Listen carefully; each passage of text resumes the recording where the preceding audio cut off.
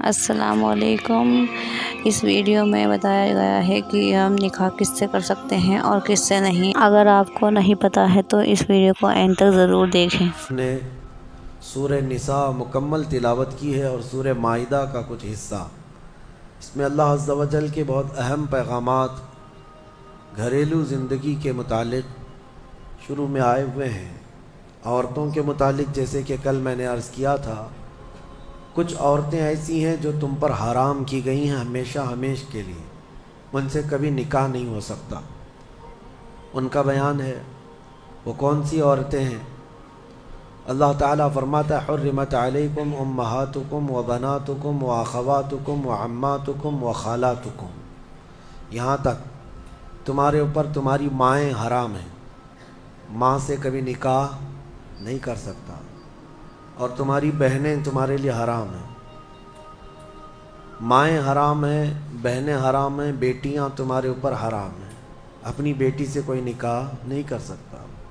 تمہاری پھوپھیاں اور تمہاری خالائیں، یہ وہ جو ابد الآباد ہمیشہ ہمیش کے لیے تم پر حرام ہیں، ان کو محرم عورتیں کہا جاتا ہے۔ ان سے پردہ بھی نہیں ہے، باپ کا اپنی بیٹی سے نہیں ہے، بیٹے کا اپنی ماں سے نہیں ہے، اسی طرح بہن کا بھائی سے نہیں ہے۔ یہ محرم عورتیں ہیں جن سے نکاح کبھی نہیں ہو سکتا۔ اس کے علاوہ کچھ اور بھی ہیں، یہ 5 تو میں نے بتایا، ماں، بیٹی، بہن، پھوپھی اور خالہ، یہ 5 ہوئی۔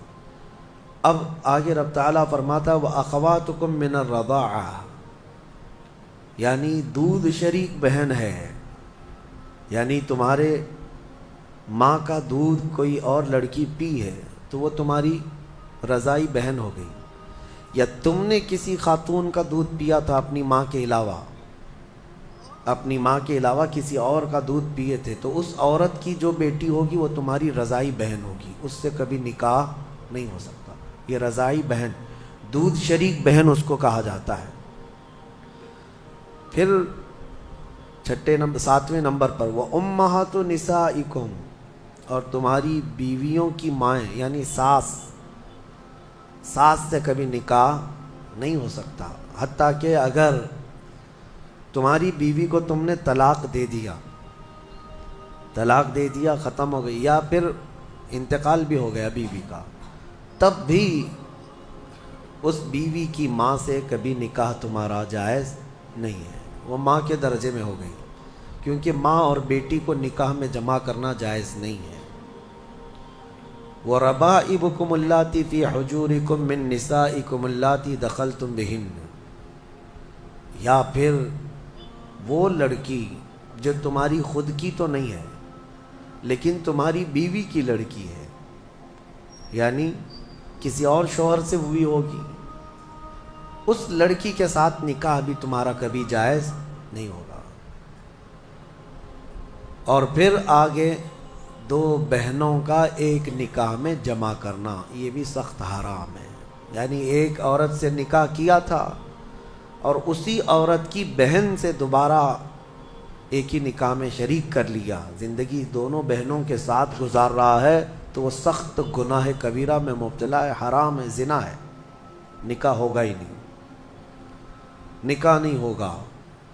دوسری بہن کے ساتھ جو اس نے نکاح کیا وہ نکاح منعقد ہی نہیں ہوا، اس نے اس کے ساتھ زنا کیا۔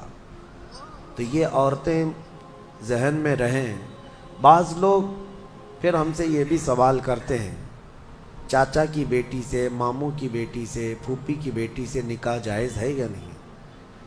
تو ہندوؤں کے ہاں کچھ چیزیں اس طرح کی مانی جاتی ہیں کہ ان کے ہاں چاچا کی بیٹی سے نکاح نہیں ہوتا، لیکن اسلام میں ایسا نہیں ہے۔ صرف تمہاری سگی بہن سے نکاح جائز نہیں، باقی جو تمہارے کزنز ہیں، یعنی چاچا کی بیٹی، پھوپھی کی بیٹی، ماموں کی بیٹی، خالہ کی بیٹی، ان سب سے نکاح جائز ہے، ان سب سے نکاح جائز ہے۔ بسا اوقات ایسا بھی ہوتا ہے، میں آپ کو بتاؤں، مثال کے طور پر تمہارے ماموں کی نواسی ہے، آپ کے ماموں کی نواسی ہے، یعنی آپ کے ماموں کی بیٹی، ویسے دیکھا جائے تو رشتے میں تمہاری کیا لگتی ہے؟ وہ بھانجی، رشتے میں تمہاری بھانجی لگتی ہے، تو ظاہر سی بات ہے بہن کی بیٹی سے اور بھائی کی بیٹی سے بھی نکاح جائز نہیں ہے، سگی بھانجی اور سگی بھتیجی سے نکاح جائز نہیں۔ لیکن اگر اس طرح ماموں کی بیٹی بھانجی لگ رہی اس سے نکاح جائز ہے۔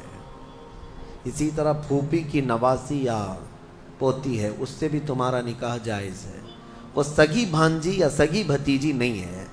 تو یہ احکام مسلمانوں کو یاد ہونا چاہیے کہ کون سی عورتیں تمہارے لیے حلال ہیں اور کون سی عورتیں تمہارے لیے حرام ہیں۔ اب ان کے علاوہ جو عورتیں میں نے بتایا، یہاں جو عورتیں میں نے بتایا، ان عورتوں کے علاوہ جتنی بھی عورتیں ہیں جن سے نکاح تمہارا جائز ہے ان سے پردہ بھی واجب ہے، یہ بات یاد رکھ لیں۔ جس سے تمہارا نکاح ہو سکتا ہے اس سے تمہارا پردہ کرنا بھی